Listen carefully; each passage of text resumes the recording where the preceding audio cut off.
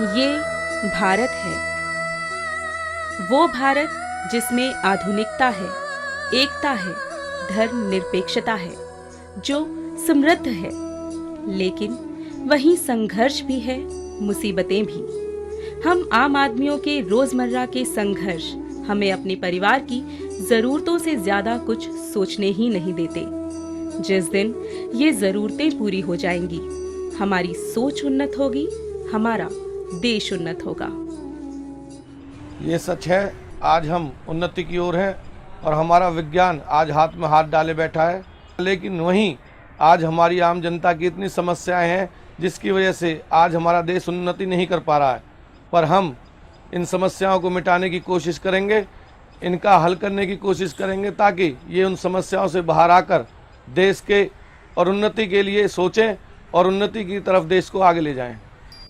एक क्षेत्र, एक राज्य, एक राष्ट्र सही मायने में उन्नति की ओर तब जाता है जब वहाँ रहने वाला हर आम आदमी समान अधिकार रखता है।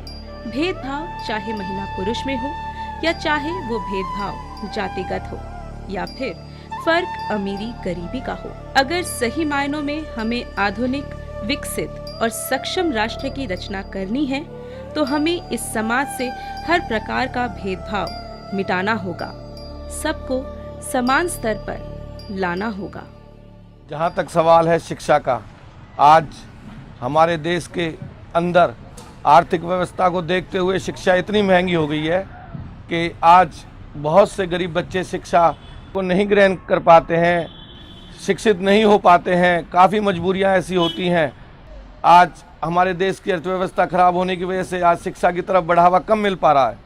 वहीं बात रही रोजगार की, तो रोजगार अगर हमारी सरकार सोचती तो रोजगार पैदा होते।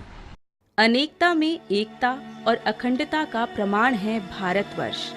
हमारा सदियों पुराना इतिहास प्रेम, भाईचारा, सद्भावना और बलिदान की कहानियों से परिपूर्ण है। अब ये हमारी जिम्मेदारी है कि किसी भी प्रकार के द्वेष, ईर्ष्या या हिंसा को हम अपने भारतवर्ष की एकता या अखंडता पर हावी न होने दें। किसी भी प्रकार के अपराध को पनपने न दें। एक ऐसे राष्ट्र का निर्माण करें जहां हमारा पूरा परिवार, हमारे परिवार की महिलाएं सुरक्षित हों। ये सच है कि आज हमारे देश की महिलाएं सुरक्षित नहीं हैं। हमें नारी की महानता को समझना चाहिए, क्योंकि नारी ही वो जननी है, वो हमें संस्कार देने वाली है, वो हमें सही राह पे चलने की प्रेरणा देती है, हमारा हर जगह साथ देती है। अगर इनके खिलाफ सख्त एक्शन लिया जाए, सख्त कार्रवाई करी जाए, तो कोई भी इंसान नारी को परेशान करने की कोशिश नहीं करेगा। जिस दिन हम ये कदम उठाएं, ये सोचें कि हाँ, हमें हर जन जन को जागना है और जन जन को जाग के ऐसे लोगों को अपने बीच में लाना है जो नारी के बारे में सोच सकें, देश के बारे में सोच सकें, गरीबों के बारे में सोच सकें, जो आम आदमी के बारे में सोच सकें, बढ़ती हुई महंगाई के बारे में सोच सकें, जो आज हमारे देश के ऊपर विदेशी ताकतों का घेराव है उसके बारे में सोच सकें। तभी हमारा देश उन्नति की तरफ जाएगा। हम मानव हैं, हमसे मानवता, हमारी मानवता हमारी संस्कृति है। अगर इस संस्कृति को भी कुछ लोगों के बंधनों में रहना होगा तो फिर साथ ही सब कुछ सहना होगा। और अगर यूं ही चलता रहा तो फिर जैसे सब जीते हैं वैसे ही रहना होगा। साथ ही याद रहे, सब कुछ सहना होगा।